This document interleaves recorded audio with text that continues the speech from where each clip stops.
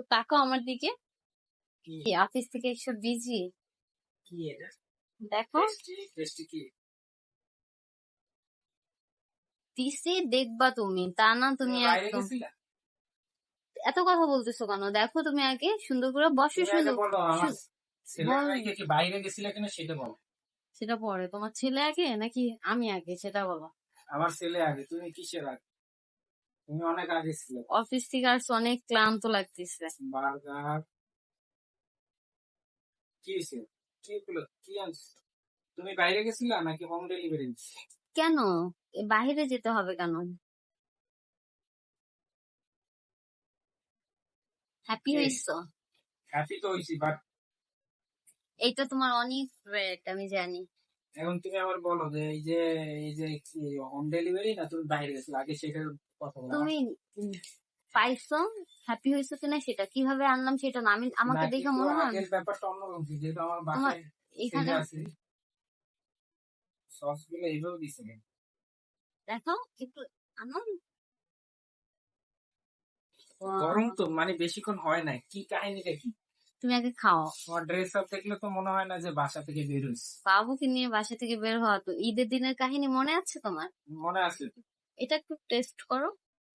হ্যাঁ, এটা তো কাটতে হবে। কাটা নেই? না কাটা নাই। আচ্ছা এটা দেখতেছি, আগে এটা একটু দেখি।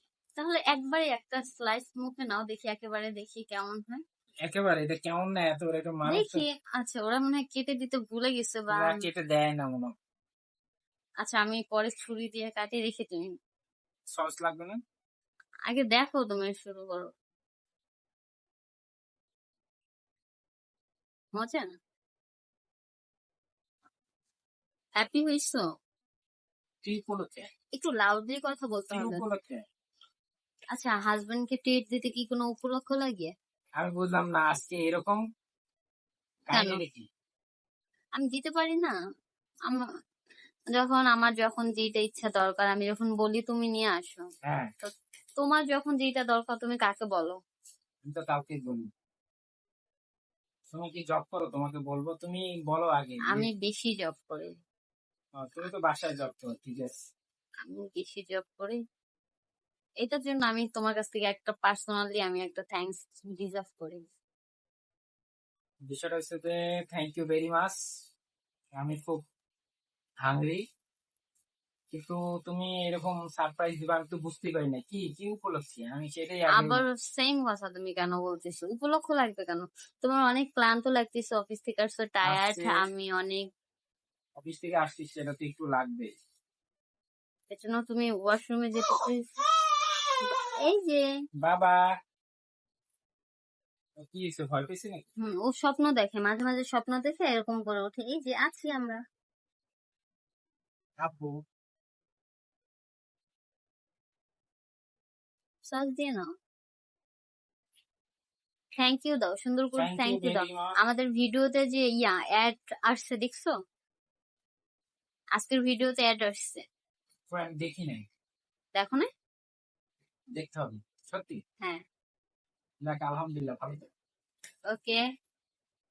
দাঁড়া একটু একটু তোমাকে একটু খাওয়াই দেই, নয়তো আবার বলবে যে একা একা খাইছে এবার না আমি অনেকে। খাবো না, তুমি খেলে না আমি একটু না, হ্যাপি না। এখনো না।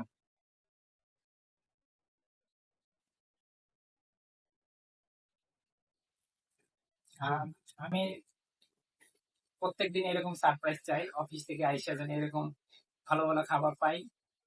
সবাই আমার ওয়াইফের জন্য দোয়া করবেন, জানি সবাই এরকম করে আমাকে সারপ্রাইজ দেয়।